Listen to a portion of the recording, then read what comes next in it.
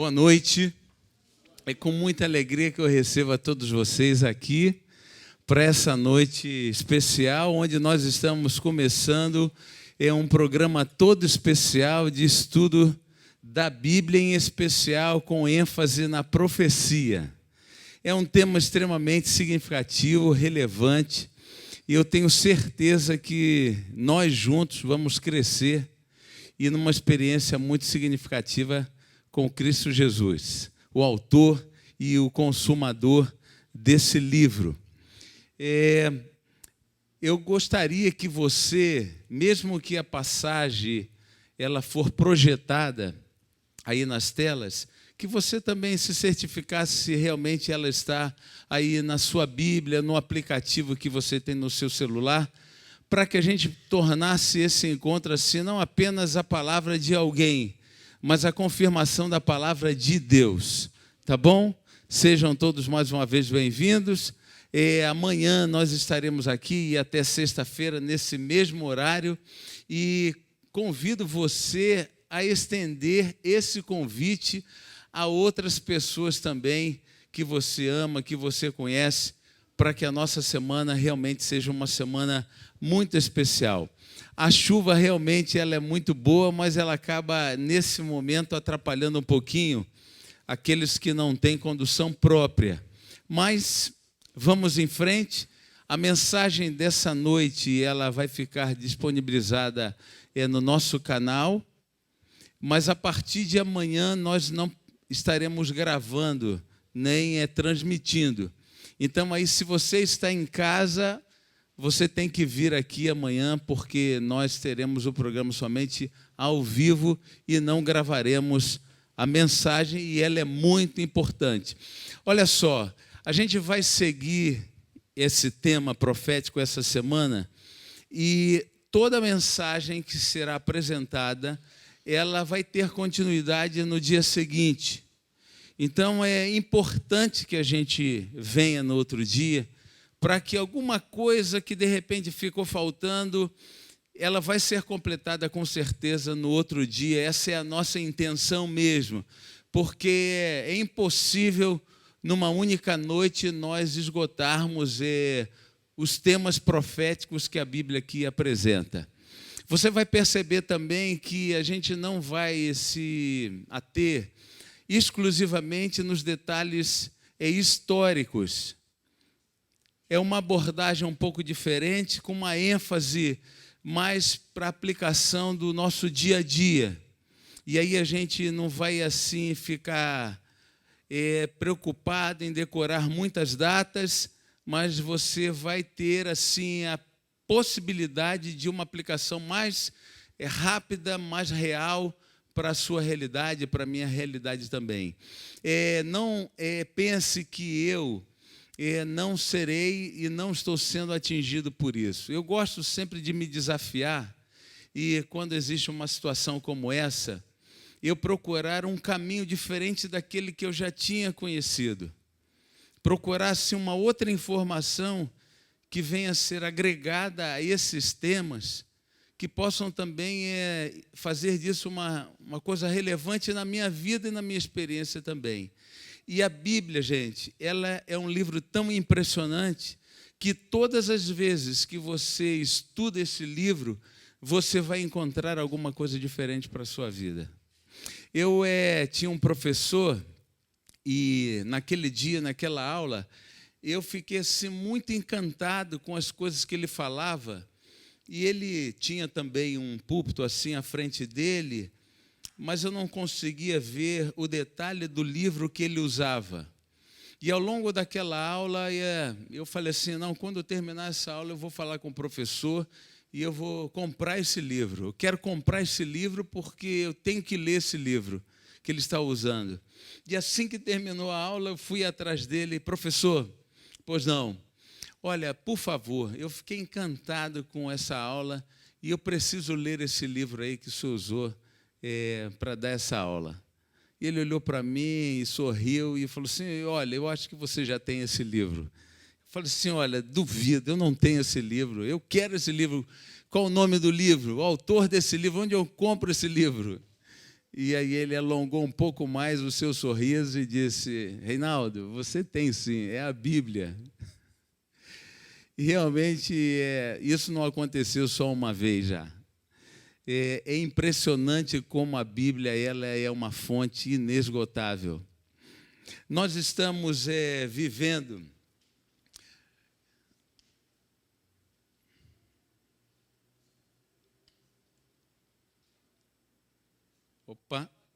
Ok, foi. As profecias, elas realmente são extremamente significativas e relevantes. E se eu perguntasse a você se você conhece tudo da profecia, quanto você gostaria de conhecer, ou quanto você precisa conhecer, quantos aqui diriam assim, eu conheço tudo, eu sei todos os caminhos, eu consigo apresentar todas as datas relacionadas à profecia? Eu acho que nenhum de nós aqui teria condições de fazer isso. Mas todos nós sabemos que a profecia ela é extremamente significativa. Vamos lá. Não estou conseguindo aqui, já mexi. Você está mudando aí ou sou eu? Deixa eu ver aqui então. Vou voltar. Ok. Agora foi. Nós estamos no meio de uma grande guerra. Você entende isso? Você acredita nisso? Eu queria usar um texto de Isaías, no capítulo 42. Esse texto não está na projeção, e eu gosto muito desse texto, e quero deixar esse texto aqui como uma referência, contextualizando esse momento que nós estamos vivendo aqui. Isaías capítulo 42, é o verso 13. O Senhor sairá como valente, como homem poderoso, como guerreiro, despertará o seu zelo, com forte brado, o grito de guerra triunfará sobre os seus inimigos. Fiquei muito tempo em silêncio e me contive calado. Mas agora, como mulher em trabalho de parto, eu grito, gemo e respiro o quê? Ofegante. Essa é uma declaração inspirada que Deus está usando o profeta Isaías para trazer isso para nós. Deixa eu perguntar uma coisa para você. Quando Deus diz aqui que Ele se levanta para guerrear como guerreiro, para dar grito de guerra, você sabia que o nosso Deus ele é onipotente? Você sabia que Deus é onipotente? O que é um ser onipotente? O ser onipotente é aquele que pode o quê?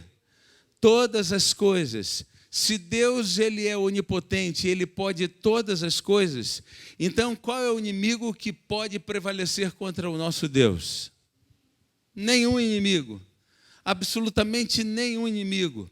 Então, se nenhum inimigo pode contra o nosso Deus, e ele se levanta para uma guerra, então nós entendemos que essa guerra não é uma guerra dele, não é um inimigo que se levanta contra ele, mas é um inimigo que se levanta contra quem?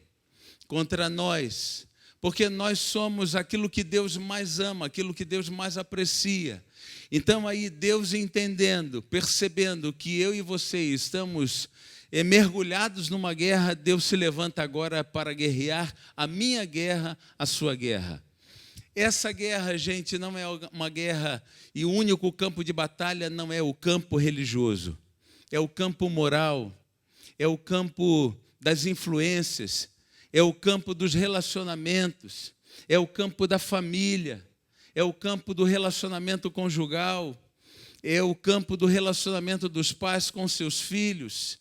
Em todos esses lugares, o inimigo ele tem se infiltrado para tentar, nesta guerra, fazer-nos derrotados. Eu tenho certeza absoluta que todos nós aqui entendemos absolutamente isso, porque em algum momento, direta ou indiretamente, nós já fomos atingidos.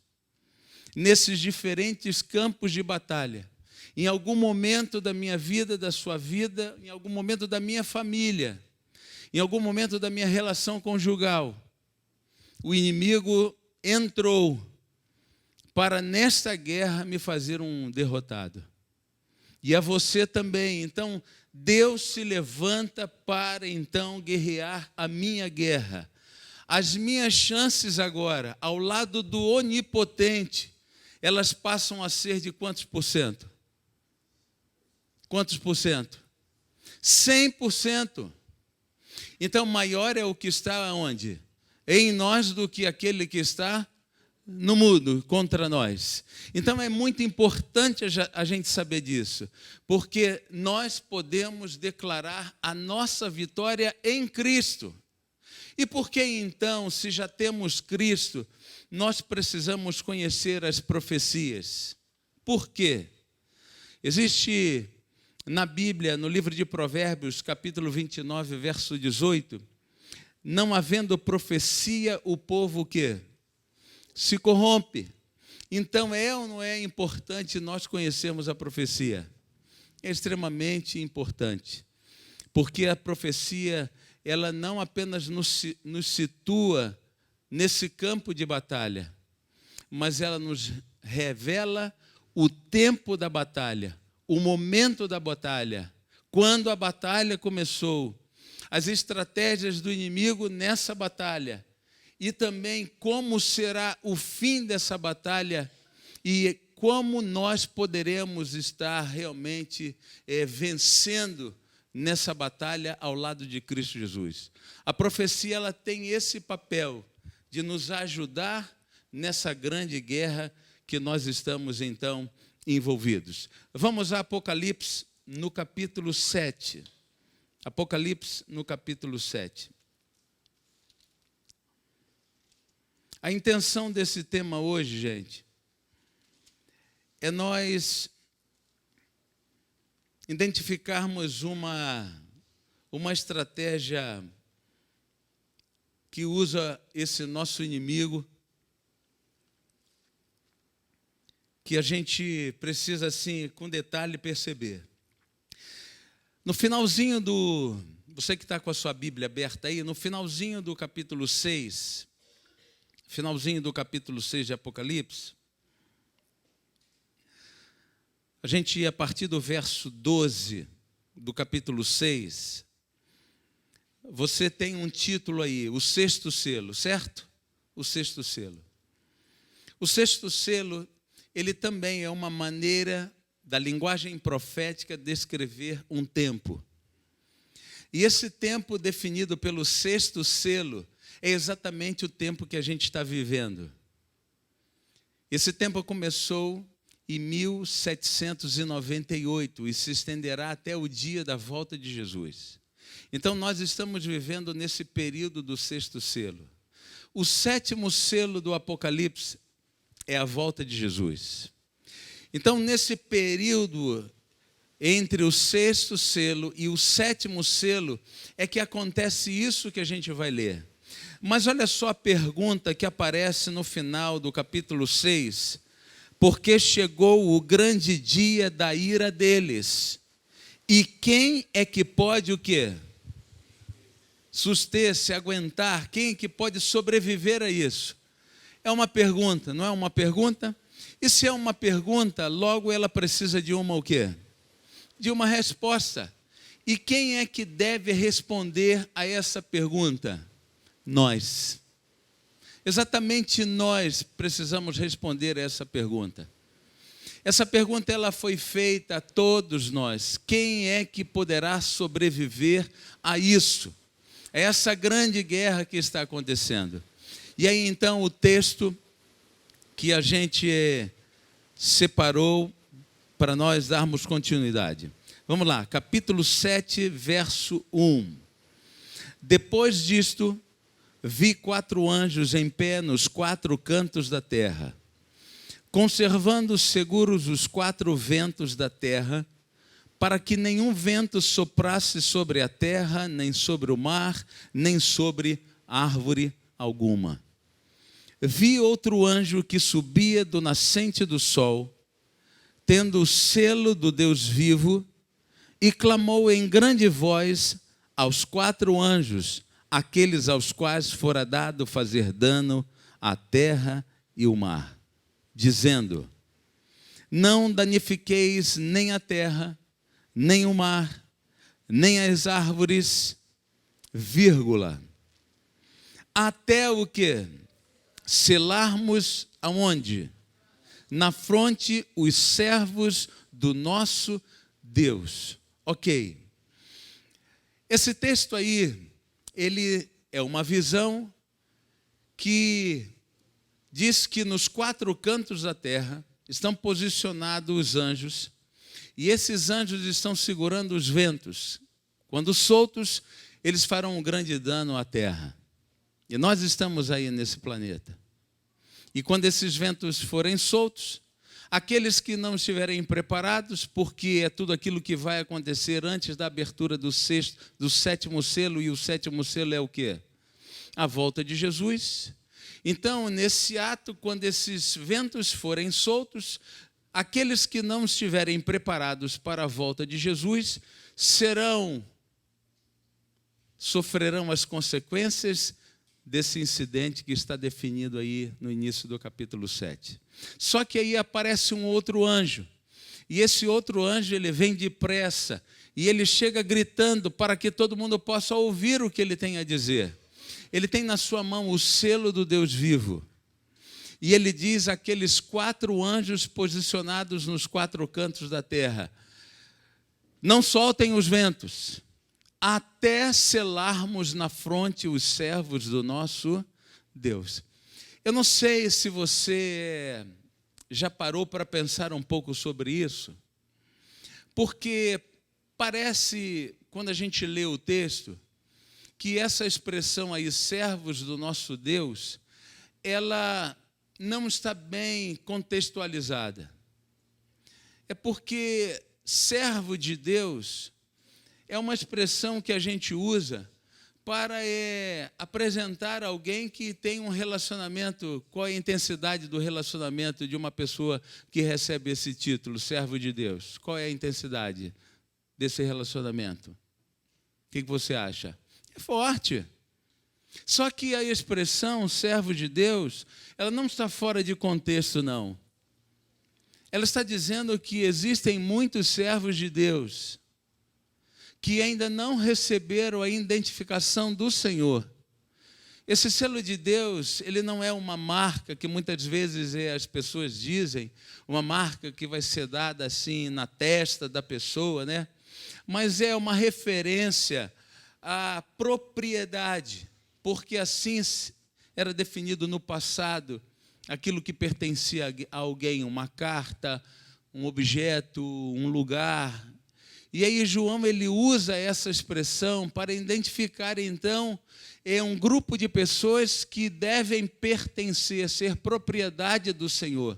E ser propriedade do Senhor é tudo de bom. Pertencer ao Senhor é tudo de bom. Ter uma aliança com o Senhor é tudo de bom. Mas servos de Deus existem que ainda não são propriedade do Senhor, não têm um relacionamento íntimo com o Senhor.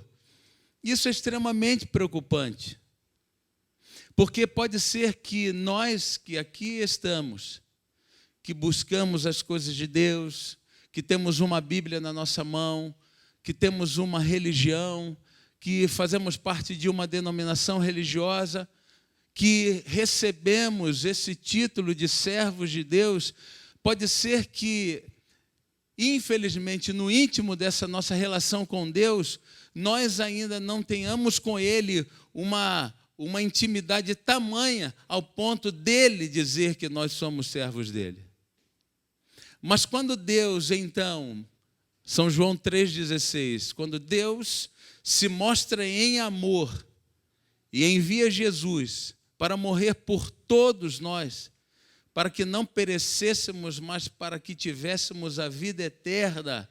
Então, o Senhor tem no seu coração o desejo de que todos nós, sem distinção, todos os habitantes desse planeta sejam servos de Deus, por causa do sacrifício de Jesus. Então, antes que Jesus venha é necessário que eu e você tenhamos essa convicção de que realmente isso aconteceu com a gente. Isso faz parte da gente. Apocalipse 13. Apocalipse 13.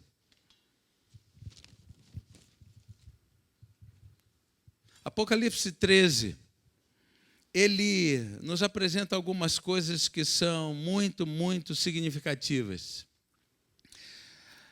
A partir do verso, eu quero ler com vocês o verso 2. A besta que vi era semelhante a leopardo, com pés como de urso e boca como de leão. E deu-lhe o dragão o seu poder e o seu o quê? Trono e grande autoridade. Verso 11. Vi ainda outra besta emergir da terra. Possuía 2 chifres, parecendo cordeiro, mas falava como dragão. Por favor, Alexandre. Vamos lá. No verso 2 que nós lemos, deu-lhe o dragão o seu poder. Quem é o dragão? Apocalipse 12, verso 9 diz que a antiga serpente, que se chama diabo, o quê? Satanás. Então, quem é que deu poder a essas bestas, uma que emerge do mar e outra que emerge da terra? Quem foi? O dragão. Então, quem é o dragão? É o diabo. Então, nós já estamos identificando aí esses poderes, porque bestas é um sinônimo, é uma figura de linguagem, é um símbolo que usa o Apocalipse para se referir a um poder. Então, esses poderes estão recebendo a autoridade do dragão. Então, se ela recebe a autoridade do dragão, da besta, né? Recebe a besta, a autoridade do dragão, que é o diabo, então a gente já percebe que isso aí não tem nada a ver com a gente. Isso não tem nada a ver com a gente. Porque nós temos uma identificação com Cristo. Nós não temos uma identificação com o diabo. Então a gente já fica ciente de que tudo aquilo que é proveniente, então, desse poder que recebe a autoridade do dragão, que é o diabo, faz oposição a Deus, mas faz oposição também a quem? A nós. Faz oposição a nós. O verso 14 e 15 do capítulo 13. Verso 14 e 15. Seduz os que habitam sobre a terra, por causa dos sinais que lhe foi dado executar diante da besta, dizendo aos que habitam sobre a terra, que façam uma imagem à besta. É significativo isso, muito significativo isso, tá? Não se esqueçam disso, porque nós vamos mais à frente precisar lembrar disso daqui. Vou ler de novo o verso 14. Seduz os que habitam sobre a terra, por causa dos sinais que foi dado executar diante da besta, dizendo aos habitantes sobre a terra. Quem são os habitantes sobre a terra? Nós. Então nós estamos envolvidos nisso daí. Que façam uma imagem à besta, aquele que, ferida a espada, sobreviveu. Verso 15.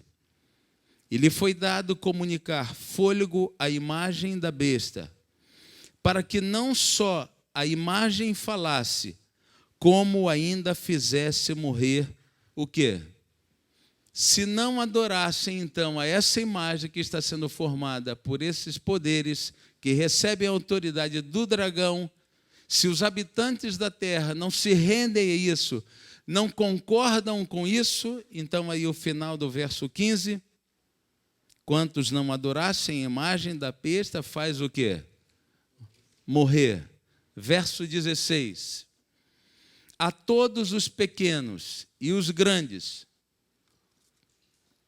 os ricos e os pobres, os livres e os escravos, faz o quê?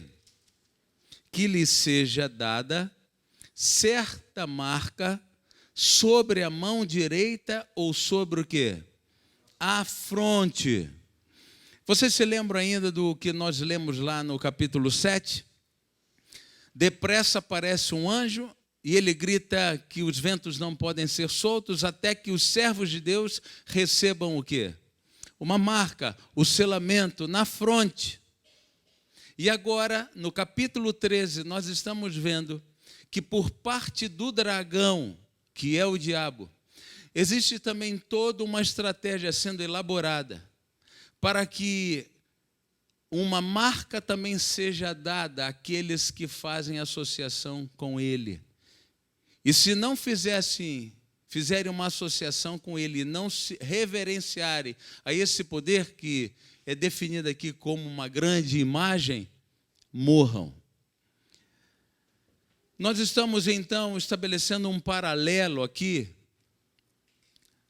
a todos, da mesma forma que o Senhor, através do seu amor, do sacrifício de Jesus, estende a salvação a todos. Existe, então, esse poder também querendo ganhar o maior número possível de pessoas com as suas estratégias.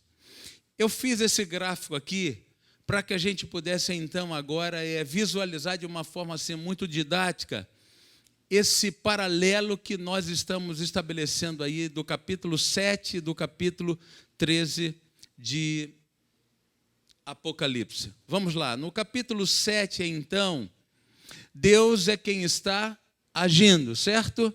Deus é quem está agindo. No capítulo 13, quem é que está agindo? Quem é que está agindo? O diabo, então não há dúvida disso. No capítulo 7, a expressão usada é selamento, mas é marca também, é uma maneira de marcar.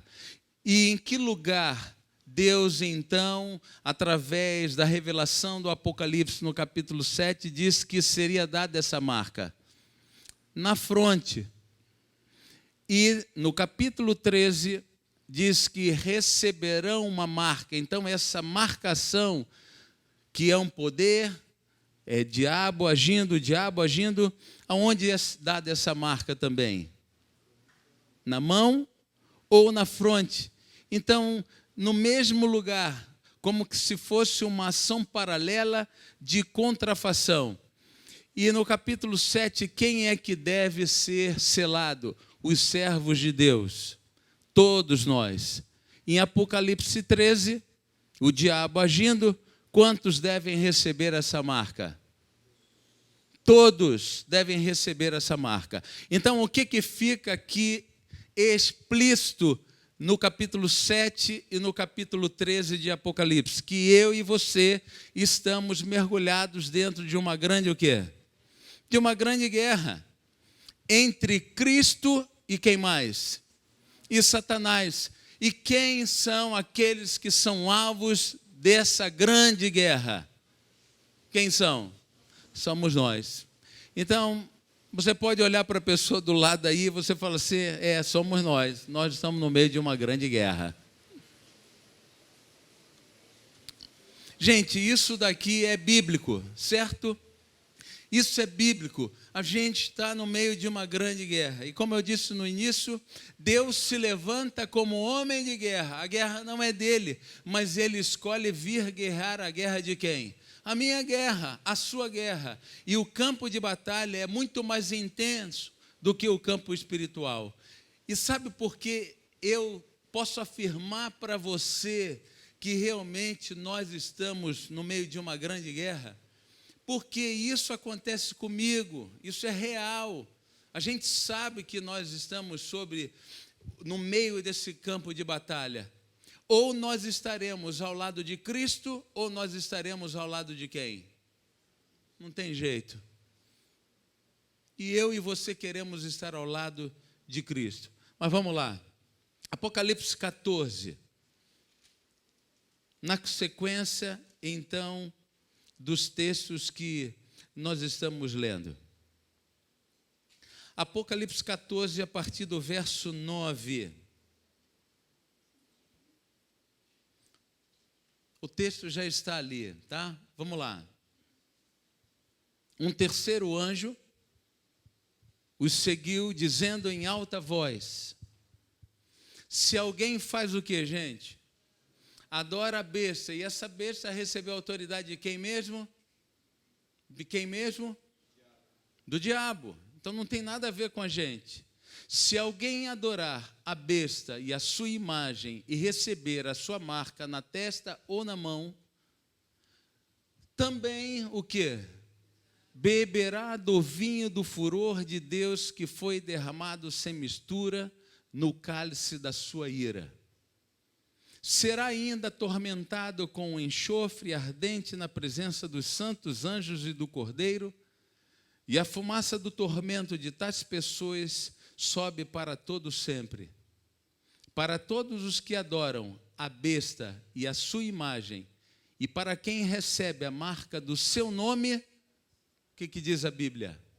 Não há descanso de dia nem de noite.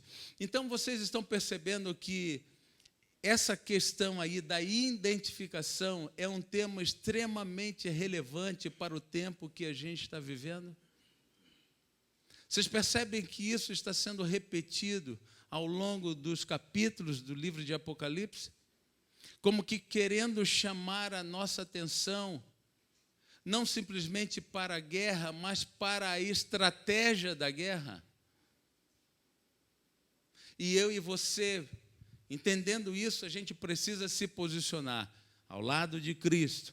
Temos que estar ao lado de Cristo Jesus. Você sabe que o livro de Apocalipse, ele é uma sequência profética também das revelações de Deus do livro de quê? De Daniel. Principalmente a partir do capítulo 2, naquela visão da estátua, que em algum momento a gente vai comentar aqui durante essa semana. Mas para fazer o paralelo, então, profético, daquilo que a gente está vendo aí no livro de Apocalipse, no capítulo 3, verso 7 de Daniel, a partir do verso 7, diz assim: portanto, no mesmo instante em que todos os povos ouviram o som da trombeta, da flauta, da harpa, da cítara, do saltério e de toda sorte de música, o que eles tinham que fazer? Eles deveriam se prostrar, todos os povos, nações e línguas, os habitantes desse planeta, para adorar a estátua de ouro que o rei Nabucodonosor tinha o quê? Levantado. Se isso é uma referência de adoração, a gente sabe que os 3 hebreus, eles não se prostraram àquela imagem do rei Nabucodonosor.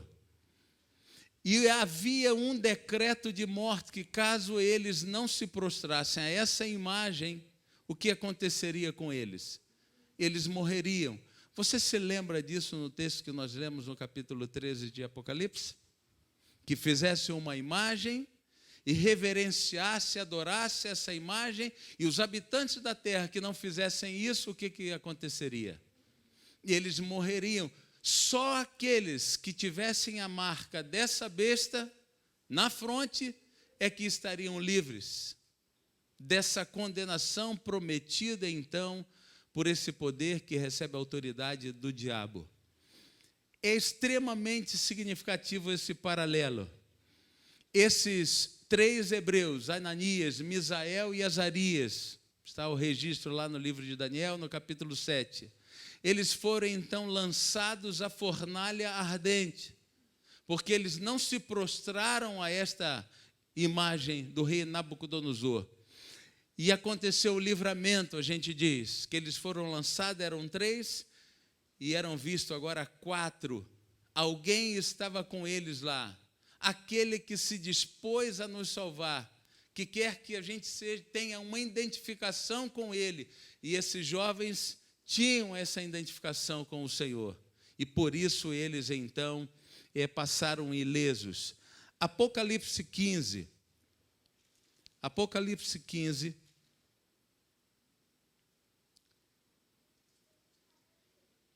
no verso 1,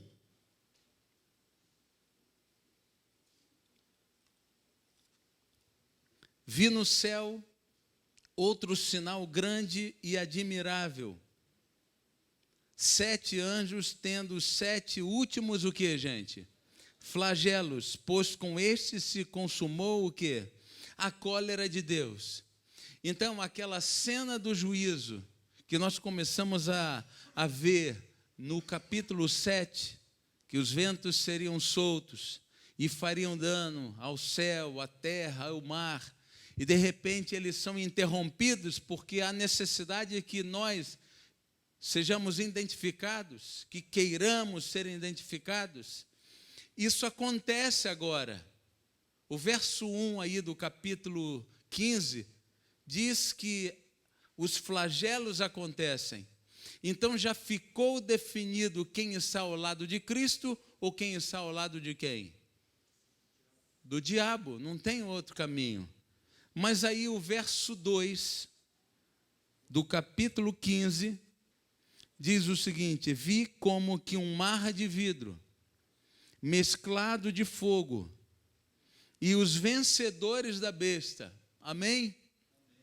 Os vencedores da besta, da sua imagem, do número do seu nome, que se achavam em pé no mar de vidro, tendo harpas de Deus, e entoavam o cântico de Moisés, servo de Deus, e o cântico do Cordeiro, dizendo: grandes e admiráveis são as tuas obras, Senhor Deus Todo-Poderoso, justos e verdadeiros. O que a gente está vendo aqui? Que um grupo de pessoas é chamada de vencedores. Nós não temos aqui a lista desses vencedores, mas pela fé, eu aceito, eu creio que o meu nome vai estar nessa relação, que o seu nome vai estar nessa relação, porque se já que ficou assim tão claro para mim e para você, que nós estamos do lado de uma grande guerra, no meio de uma grande guerra, só existem dois senhores, eu e você já optamos por um deles, e queremos estar assim identificados por esse Senhor, o nosso Deus. E justamente essa estratégia da qual nós estamos aqui falando desde o capítulo 7, é a identificação da vitória deles. Eles venceram a besta, a sua imagem e o número do seu nome. Esse detalhe aqui, gente, ele não é o único, mas ele é extremamente relevante, porque ele vem se repetindo e aqui define a vitória daqueles que vão estar lá no céu. Então, se eu e você queremos estar como vitoriosos lá no céu, então, nessa linguagem apocalíptica, eu e você temos que vencer a besta, a sua imagem e o número do seu nome. Então, Deus, ele é muito bacana. Eu, quando leio isso aqui, eu falo assim: Deus, o Senhor me deu não apenas a salvação, mas o Senhor me mostrou o caminho para a salvação. O Senhor não apenas veio aqui morrer por mim, mas o Senhor me deu o mapa do tesouro, o caminho para eu chegar no céu, para eu estar lá neste mar de vidro, mesclado de fogo, cantando e adorando a Deus. É o sonho de todos nós. Então precisamos vencer isso, precisamos então identificar isso. A gente precisa saber disso. No capítulo 13, a besta, que via era semelhante a um leopardo, mas tinha pés como de urso e boca como de leão, e o dragão, que é o diabo, deu à besta o seu poder, o seu trono e grande autoridade. Capítulo 13, verso 14, por causa dos sinais que lhe foi permitido realizar, em nome da primeira besta, ela enganou os habitantes da terra, ordenou-lhes que fizessem uma imagem em honra da besta. O número do seu nome, Apocalipse 13, verso 18, aqui a sabedoria. Aquele que tem entendimento, calcule o número da besta, pois é número de homem, organização humana, e o seu número é o quê? 666. Eu sei que você já ouviu isso muitas vezes. E há diferentes tentativas para traduzir o que significa o 666. Quando a gente faz o paralelo aí entre Daniel e Apocalipse, o texto se repete e nos contextualiza exatamente lá quando aqueles jovens hebreus permaneceram em pé. Eles não se prostraram àquela imagem. Vá lá comigo no capítulo 3 de Daniel. Capítulo 3 de Daniel. Capítulo 3 de Daniel.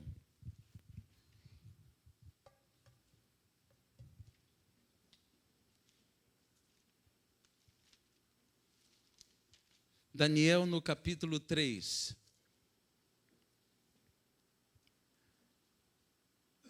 O rei Nabucodonosor, verso 1.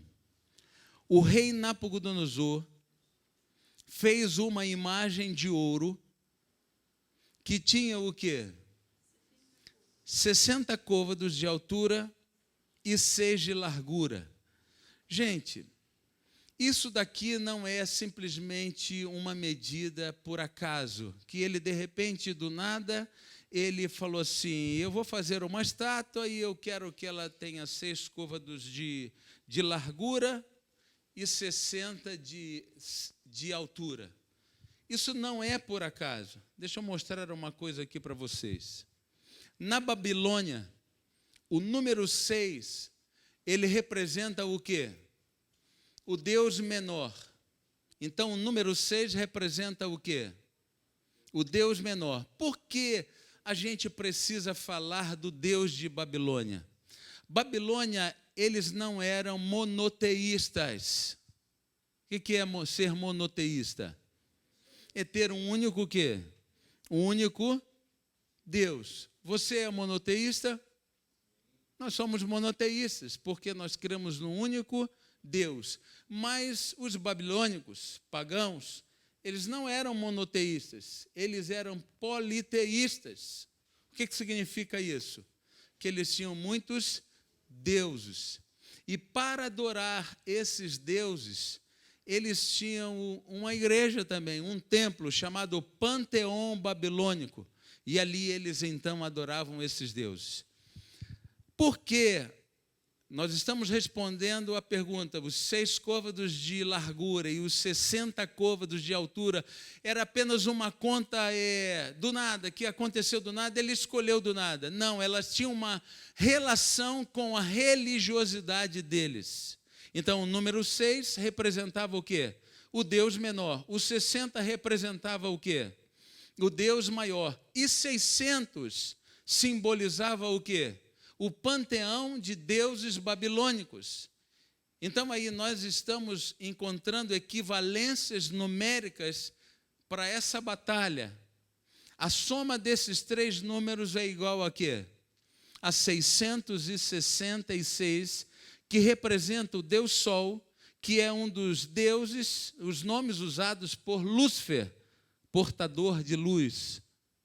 Os sacerdotes babilônicos e caldeus usavam amuletos contendo o selo do sol e os números de 1 a 36 no seu verso, formando quadrados cujas somas, tanto na horizontal como na vertical, apresentavam um total de 101, que somados davam o número o quê? 666. Então, esse número que João revela, então, no final do capítulo 13, que nós já lemos, associados à imagem, o número e a besta, que todos nós, se os vencermos, nós estaremos lá no mar de vidro mesclado de fogo, cantando e adorando o nosso Deus lá no céu, identificados pelo Senhor. Então, o que significa isso que Deus está dizendo para nós?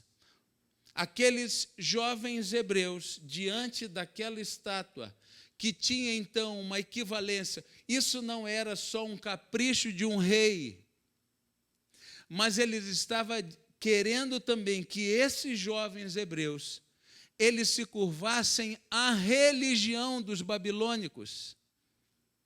Isso não era só simplesmente adorar o rei, mas render-se à religiosidade deles. Vocês sabem que quando esses jovens hebreus foram trazidos para a Babilônia, eles não queriam que eles sequer tivessem um nome judaico. mas eles mudaram o nome deles. Eles queriam mudar os hábitos deles. Eles queriam mudar a geografia deles. Eles queriam fazer uma mudança na vida daqueles que pertenciam ao povo de Deus. Da mesma forma hoje, é o que a Bíblia está querendo nos dizer. Sabe o que representava essa estátua? A estátua do rei Nabucodonosor representava a manifestação de todos os deuses. Todos os deuses estavam representados ali. E caso alguém não se rendesse a esses deuses inimigos, eles morreriam. Os vencedores da besta, gente, da sua imagem e do número do seu nome, são aqueles que, apesar de estarem sendo bombardeados por todas as estratégias, é como que Satanás, o diabo, reunisse agora todo o seu arsenal e nesse tempo do fim se levantasse contra todos aqueles que foram alvos do sacrifício de Jesus na cruz do Calvário, que devem ser identificados por eles, assim chamados servos de Deus. Ele se levanta contra todos nós, porque Ele não quer que eu e você estejamos um dia no céu, lugar que Ele nunca poderá estar.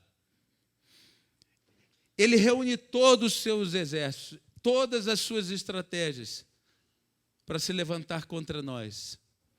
E como eu disse, não é só o campo religioso, é o campo moral, é o campo físico, é o campo social, é a família. O número de pessoas acometidas pelos vícios, pelas dependências. São estratégias e estratégias e estratégias, usando tudo contra nós.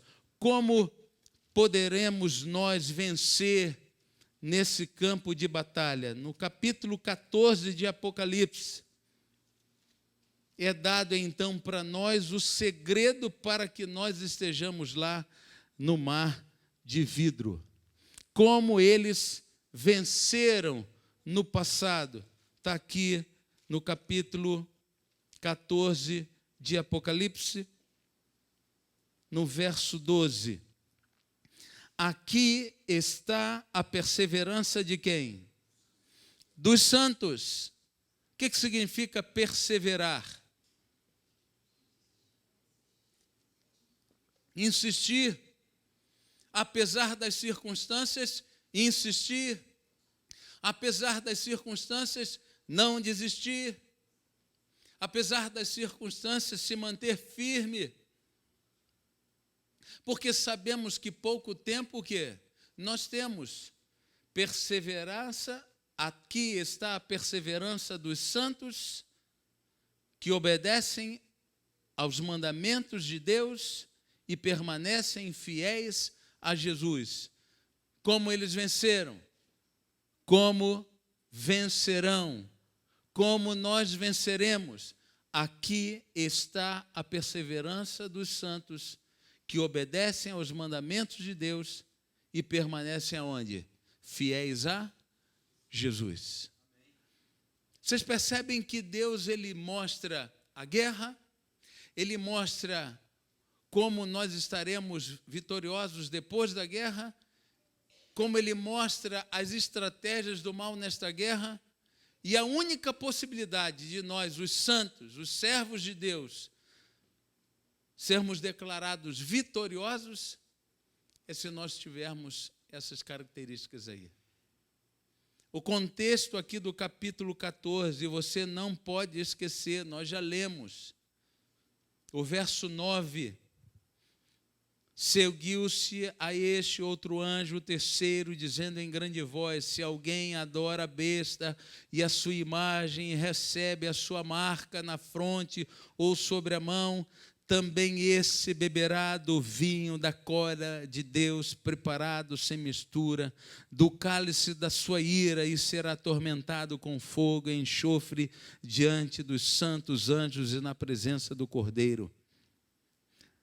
Verso 11, a fumaça do seu tormento sobe pelos séculos dos séculos, e não tem descanso algum, nem de dia, nem de noite, os adoradores da besta, da sua imagem, e quem quer que receba a marca do seu nome.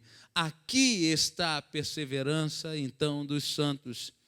os que guardam os mandamentos de Deus e a fé em Jesus. Esses sim serão declarados os vitoriosos. Então, se a gente quer fazer parte daquele grupo, nós precisamos possuir essas características. Então, pertencer a Deus, estar selado com Deus e não ter a marca do dragão, do diabo, é fazer parte do grupo dos que perseveram até o fim, os que guardam os mandamentos de Deus e têm a fé de Jesus. Está claro isso aqui para nós. Então, a gente precisa dar sequência à nossa vida. Estamos no meio de uma grande batalha. Vivemos em um mundo onde o bem e o mal o cerca e os errados lutam pela supremacia.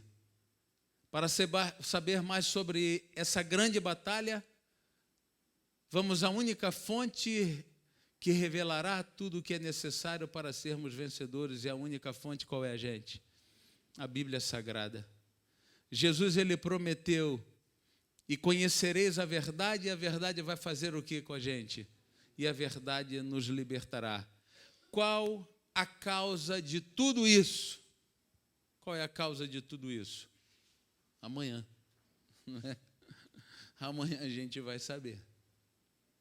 Amanhã a gente vai saber. Mas eu fico assim, muito feliz e agradeço muito a Deus, porque eu tenho todas as chances, e você também, de sermos os mais que vencedores. Não há nenhuma dúvida de que nós estamos no meio de uma grande batalha. No final dela, ou estaremos ao lado de Cristo como vencedores, ou estaremos ao lado do diabo, derrotados, como ele é. Então, a gente precisa tomar essa firme decisão, estudarmos a palavra e nos apropriarmos, então, do caminho, da verdade e da vida. Temos que tomar essa decisão. Só falta você, quem sabe aquele anjo. Em algum momento da minha vida eu olhei para esse anjo que vinha do nascente do sol, do capítulo 7, e pedia, desesperado, que eles não soltassem os ventos, porque senão alguém morreria. Em algum momento da minha vida eu agradeci a Deus porque eu vi esse anjo como se fosse o meu anjo, que passou comigo e tem passado com você, o seu anjo, a vida toda.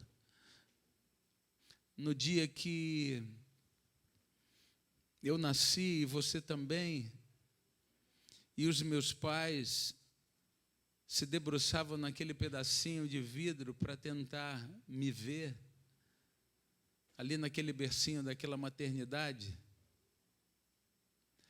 Quando os meus familiares se encontraram para me conhecer, e eu era só um bebezinho,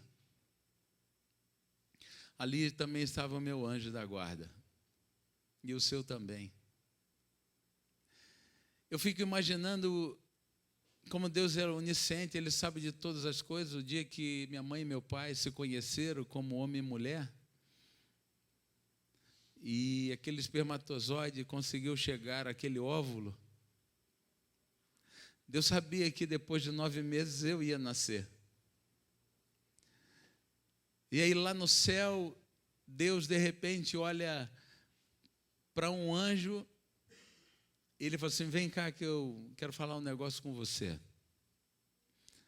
E aquele anjo vem à presença de Deus, ele adora a Deus e fala: o que é, Senhor? E o Senhor Deus diz: e você, a partir de hoje, você tem uma missão especial.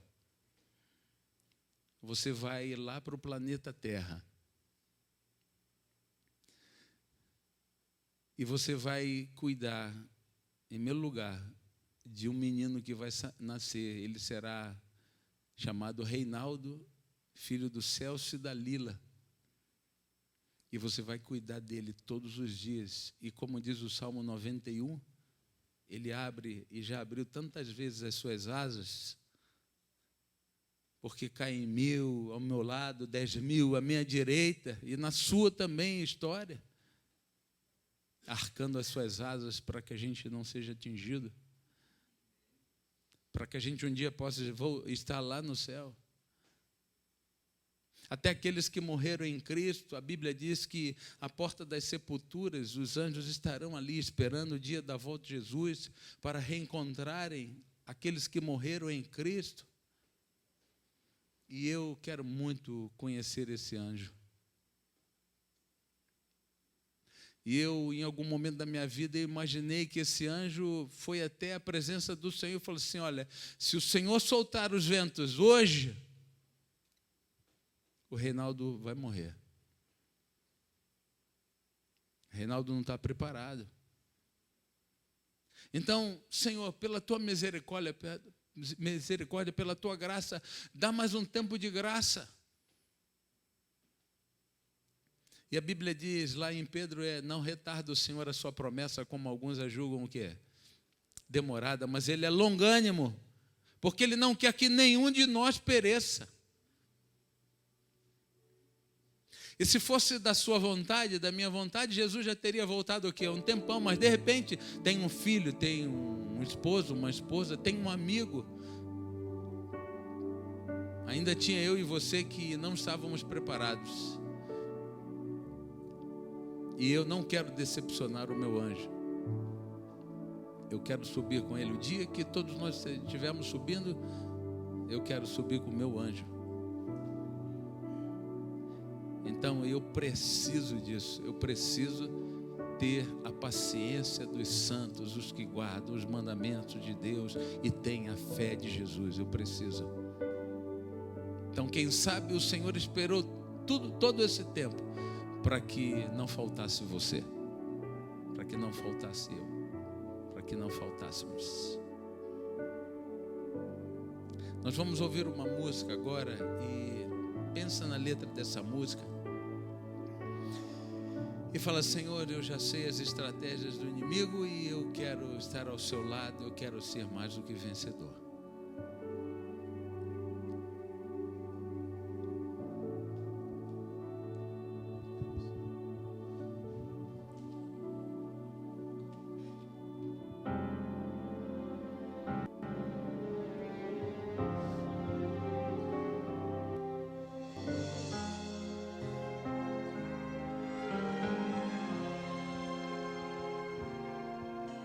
O túmulo está vazio. Maria logo percebeu. Aquele que ali dormia, do sono eterno reviveu. Um anjo poderoso seu nome falou, das cadeias da morte o libertou. E ao terceiro dia a promessa se cumpriu, e logo depois ao céu subiu. Uma viagem majestosa ele começou, foi passando pelos mundos que ele mesmo criou. Foi clamado como um rei, aclamado como um herói, pois na guerra contra o mal saiu-se um vencedor. Chega diante de seu Pai e do coro angelical, uma festa preparada. Ele diz: eu não posso celebrar, ainda falta um pouco mais. Muitos filhos tão queridos estão longe do lar, e comigo à mesa necessitam estar. Ainda falta você se entregar. Ainda falta você o aceitar, pois não foram em vão aqueles cravos nas mãos. Não, não, não. Falta você se decidir. Ainda falta você não resistir. Há tanto amor ao seu Senhor. A festa está preparada, mas falta você.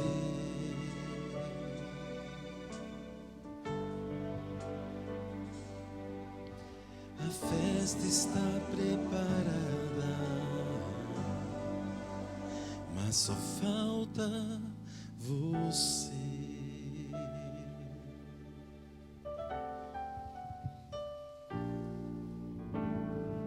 Obrigado.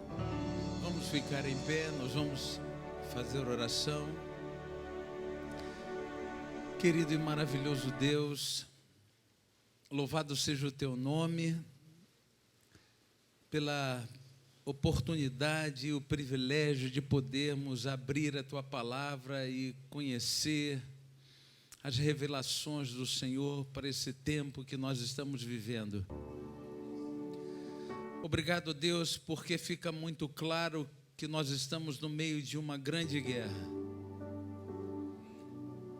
E começamos a entender o porquê de algumas coisas que às vezes acontecem em nós. Algumas coisas que acontecem na nossa casa, algumas coisas que acontecem na relação conjugal, algumas coisas que acontecem no trabalho, na rua, violência, egoísmo, falta de amor, pessoas que não param para ouvir o Senhor, que não querem fazer compromissos com a Tua Palavra. Senhor, tenha misericórdia de nós.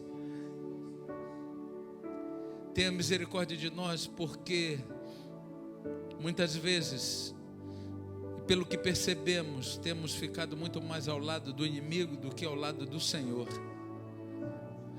E não podemos permitir que a história continue dessa forma. O que está em jogo aqui, Senhor, é a nossa salvação. E só há salvação se permanecermos, ou se ficarmos, ou se escolhermos estar ao lado de Cristo Jesus. Portanto, Senhor, se só faltava eu, nesta noite, Senhor, eu quero fazer um compromisso com o Senhor. Eu quero colocar a minha vida nas Tuas mãos. E não quero me render mais a qualquer coisa que represente a imagem desse poder que se levanta contra mim, contra o Senhor. Eu quero me render única e exclusivamente ao meu Senhor e Salvador, Jesus. Abençoa, Senhor, essa semana, que ela seja maravilhosa, poderosa e determinante na nossa vida. Abençoa agora nosso retorno para casa, que possamos ir com a Tua companhia, ir com o Teu anjo, o nosso anjo. Obrigado, Senhor, por tudo. Leva-nos em paz e segurança. Dê-nos uma boa noite. Amanhã é um dia abençoado. E à noite, às 19h30, estaremos de volta aqui para conhecermos um pouco mais das revelações do Senhor para esse tempo do fim através da profecia. Nós oramos agradecidos, felizes, no doce nome de Jesus. Amém e amém. Gente, uma boa noite para vocês. Olha, na hora, eu quero estar ali na porta, mas na hora de vocês saírem, não saiam com muita pressa, porque tem uma surpresinha ali para todos nós, tá bom?